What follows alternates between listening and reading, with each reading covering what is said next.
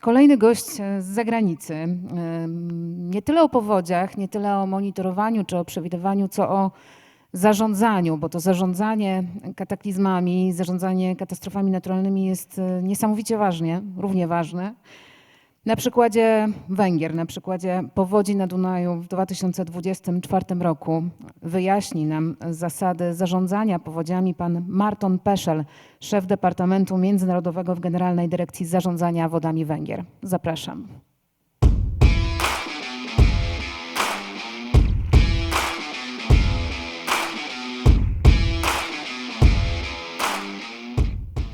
Thank you very much. Ladies and gentlemen, my name is Marton Pesel, as it was already said. I represent here the Hungarian General Directorate for Water Management. The General Directorate for Water Management in Hungary is a national level organization. We are responsible for managing the whole river basin and especially floods. Now, so Hungary is located within the Carpathian Basin. We are within the Danube River Basin. Here you can see a map of mostly the Danube River Basin. And I will be focusing on the events of 2024 and the floods, because the main focus here is on the floods now.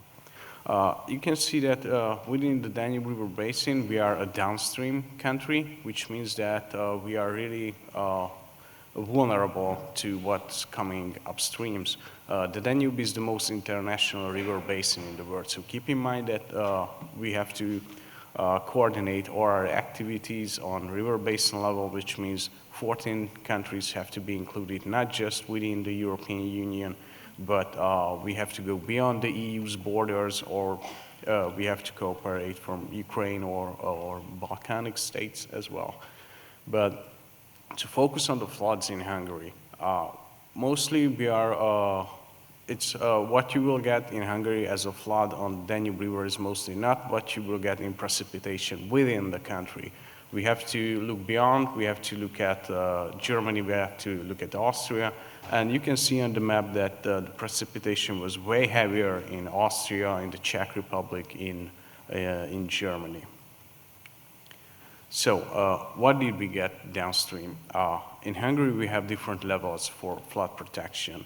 Level 1 is the lowest, and we go up to level 3, and up to level 3 this is just business as usual. It's not an extraordinary thing.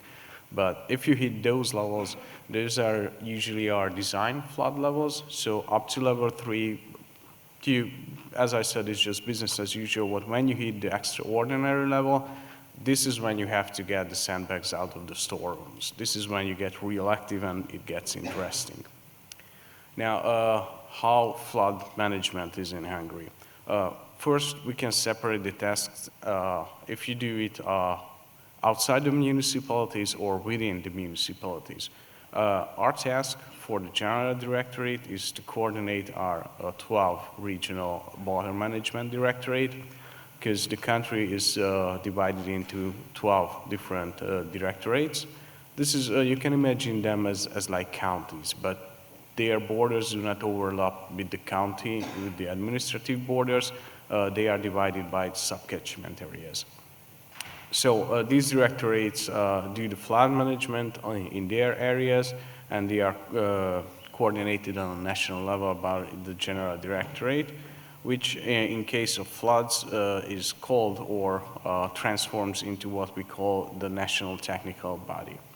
But besides doing flood management on the government-owned areas, we also provide support for the municipalities, as the mayors and the municipalities are responsible for doing flood protection, flood management within their areas, their settlements. But you can imagine, you can't expect a mayor to be a flood expert. So we do some advising to them, and we also cooperate with the local disaster management bodies. They mostly implementing civil protection mechanisms.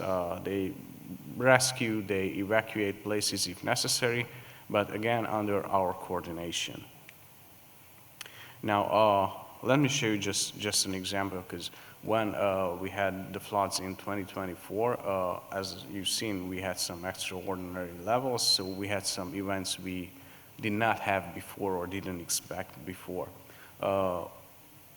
When we hit certain levels of floods, we do have some emergency reservoirs, which means these reservoirs are not underwater normally. These are areas used for agriculture, but if we hit a certain level of flood and we decide that this is a dire situation, we open the dike and use these. This specific reservoir was on the river Leita, which is a small tributary of the Danube River. Let's see some pictures. As I said, this is an emergency reservoir, so it has a regular dike. We do not have a hydraulic structure to open it, but we do it with the machinery, as you can see it on the picture. Did we make the right decision? I guess so, because you can see the water levels of the Leita here. You can see in the different color the different flood alert levels we have. And you can see like a breaking point or tipping point on the graph. That was when we opened the reservoir. Of course, we had some more water discharge coming, so we got a little higher, but still we managed to keep it on a controllable level. Now, some other phenomena we had during the floods. We had quite a few sand boils.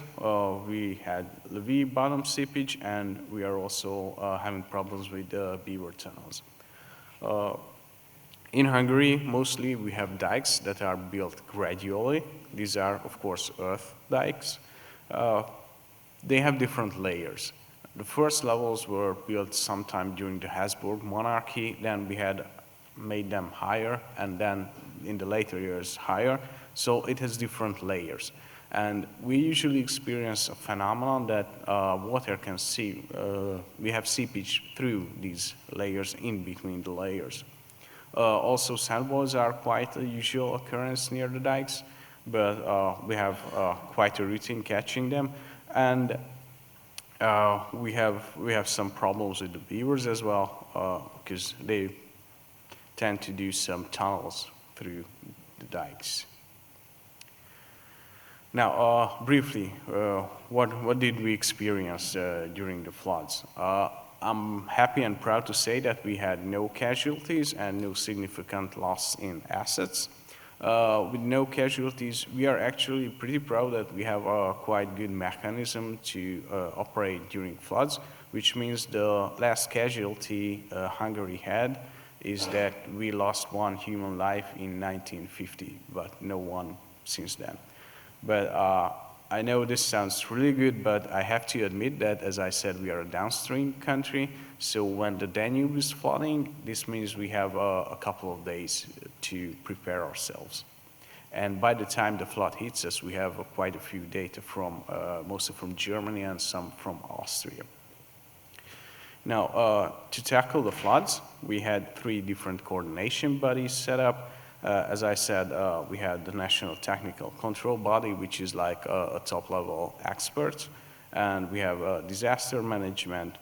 Overall, we had like 10,000 people involved to do the flood management. 6,000 of them were officials, and we also had 4,000 volunteers. These are mostly from the local area, so they are quite motivated to do the protection in their own municipalities, their own settlements.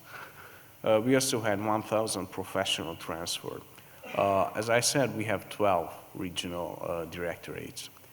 Mostly we can say that we have 6 directorates along the Danube and another 6 along the river Tisa, which is the biggest tributary of the Danube. Now, we are in a lucky situation that it hardly ever occurs that these 2 rivers flood at the same time. So our main method is that if we have a flood in the Danube and along the Danube, the directorates who operate on the Tisa River are transferred to the Danube River, so we can double up our manpower. We had also, as I said, we're doing some advising work for municipalities. We had 41 experts sent to the municipalities mostly impacted by the flood. We only had one town that was cut off during the floods, which was Kisorasi, but no harm done. Kisorasi is kind of on a higher level than the plains that were flooded. So even though it was cut off, we didn't need to evacuate it, and no property was damaged. As I shown you, we opened one emergency reservoir that was on the river Leita. It took up to 3 million cubic meters of water. As you've seen, it made our job quite easier. We had to also build some temporary dikes. Mostly these were from sandbags. This was more than 40 kilometers. Most of them were in municipalities, and even though it seems quite long, building 40 kilometers, mostly it was, the height was quite low. I think mostly it was lower than 50 centimeters. Approximately we used 2 million sandbags, mostly municipalities, as this was the place where we had to build these. Now let's take a look at some pictures. As I said, we used some sandbags to heighten our dikes at a few places. We also sometimes had to build some supporting structure to counter the pressure coming from the flood. Sometimes we use mobile walls, but in most of the cases, still in rural areas, it makes more sense to go with the sandbags than to build up a mobile wall. Here, this is southern Hungary. You can see that they put foil on the dike and did some supporting structure and heighten it a little. But actually, Baja in the southern Hungary is one of our luckiest places regarding floods, although they are right on the bank of the Danube. But being in southern Hungary, they almost have a full week to prepare, because we get the data from Germany. By that time, we have quite precise hydrological modeling, so they really know what they're gonna get. And I'd like to thank you for your attention, and if you'd like to, please follow us online. And just a closing thought, that even though sometimes we still see that it's a human versus nature when we get the floods, but as we already heard today, it is really important to change our mind. We have to adapt, and we have to think about retaining the water. In Hungary, we started with building as many reservoirs as possible, but reservoirs do have a hard evaporation. So we tend to think about now retaining water subsurface, that we have to have this water led into the countryside on the fields and just recharge groundwater. Now, thank you.